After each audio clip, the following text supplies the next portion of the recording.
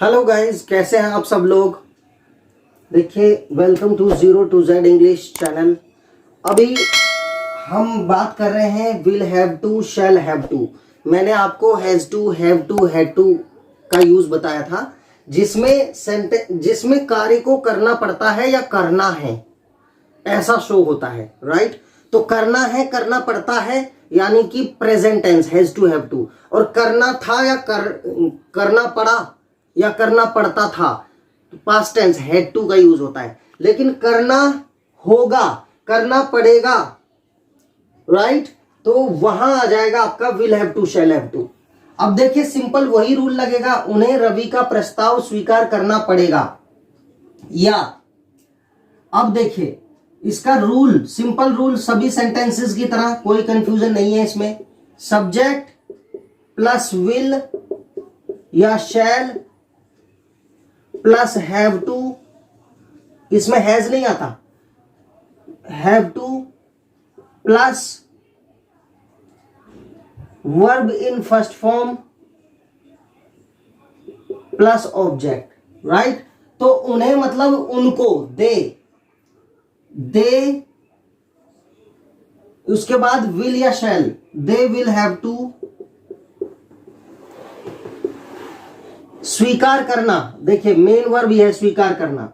Accept, they will have to accept Ravi का प्रस्ताव। Ravi's, are proper noun है तो कैपिटल में लिखा जाएगा रवीज, एपोस्ट्रोफी एस, रवि का proposal. Okay, they will have to accept Ravi's proposal, उन्हें रवि का प्रस्ताव स्वीकार करना पड़ेगा।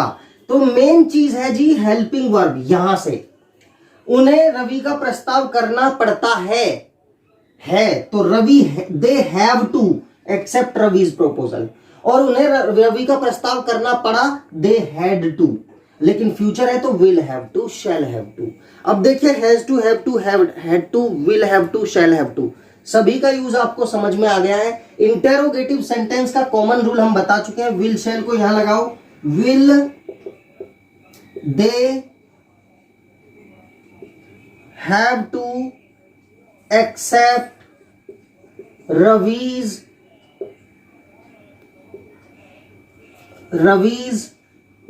Proposal. Okay, question mark. Will they have to accept Ravi's proposal, past tense तो डिड दे हैव टू और do they have to. Right, तो will they have to accept Ravi's proposal, क्या उन्हें रवि का प्रपोजल स्वीकार करना पड़ेगा। और क्यों करना पड़ेगा, तो इसी से पहले वाई लगाओ या व्हेन लगाओ। कब स्वीकार करना पड़ेगा, व्हेन विल दे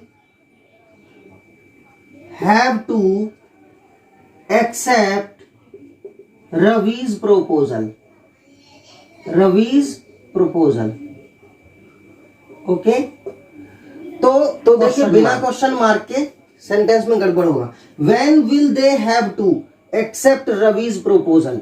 ओके, अब अगर नॉट आ जाए तो सब्जेक्ट के बाद ही नॉट लगा सकते हो आप, जैसे they will not have to या will they not have to, when will they not have to. Right, ये कॉमन मैं आपको अफर्मेटिव, नेगेटिव, इंटेरोगेटिव 1 और 2 टाइप के सभी कॉमन रूल को कई कई बार रिपीट कर चुके हैं हम। तो ये था आपका will have to, shall have to का यूज। आप प्लीज इसमें प्रैक्टिस ज्यादा करें, मैक्सिमम सेंटेंसेस बनाए, न्यूज़पेपर रीडिंग करें। मैंने फिर से बताया है, कॉन्सेप्चुअल बेस्ड स्टडी उसको कहते हैं जिसमें रूल एक बार स्टडी करके फिर हम रीडिंग करते हैं। और रीडिंग से जितना परफेक्शन आता है लैंग्वेज में, आपको रटने से नहीं आएगा। राइट, रटने के लिए आप वोकेबलरी सुबह दोपहर शाम एक एक बार रीडिंग कर लो, उसको भी बैठ के नहीं रटना है 2 घंटे, वोकेबलरी समझ में आ जाती है। जैसे मान लो हम कहते हैं कि राइज का सिनोनिम अपलिफ्ट, राइट, या अपस्विंग या लिफ्ट या एलिवेट। राइट, राइज का, तो ये आपका प्रैक्टिस होगा, बार बार इसको पढ़ो। Wrath, resentment, right, rage, fury, anger, क्रोध किए हैं ये सब सिनोनिम्स। या haughtiness, resent haughtiness and arrogance, जो मैंने आपको बताया अभी पिछले वीडियो में। तो इस तरह से आपको रीडिंग करना है, कई बार कॉन्सेप्चुअल बेस्ड स्टडी करो। ये रूल आपको जानना है बस, और फिर इसके ऊपर 10, 20, 30 सेंटेंस बना दो। नॉर्मल लाइफ में बोलो sentence, I have to go to the market to bring the vegetables, right. कल तो मुझे उसको अपना बैग ही देना पड़ा, I had to give my bag to him yesterday. Why? Because he was drenched in the rain. वो पानी में, बारिश में भीग गया था। And he had no other option to put his books safely. अपनी किताबों को सेफली रखने के लिए ऑप्शन नहीं था। So I had to give my bag to him. Right? He had no option. Had past tense, नहीं था उसके पास। He has no option, नहीं है। Will not have the option, नहीं होगा ऑप्शन। तो has have had और will have to, shall have to, had to, have to, has to, मैंने सबका आपको यूज बताया है। कॉन्सेप्चुअल बेस्ड स्टडीज भूले नहीं। Thank you so much. Subscribe करें, शेयर करें। Have a great day.